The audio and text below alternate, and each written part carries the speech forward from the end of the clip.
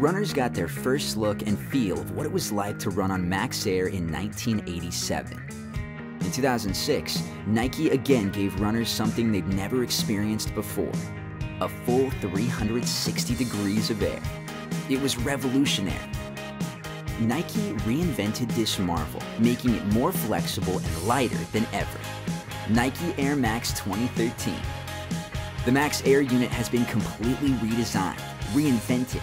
It's incredibly flexible, and it offers a softer ride. Two good things to have underfoot when you're out logging miles. Above the foot, you get comfort and stability from lightweight Hyperfuse construction. Plus, you get strategic zones for breathability and support. But none of this means anything if the shoe doesn't fit. Flywire cables cradle the foot, even up under the arch, for an adaptive and supportive fit that's tailored to your unique foot shape.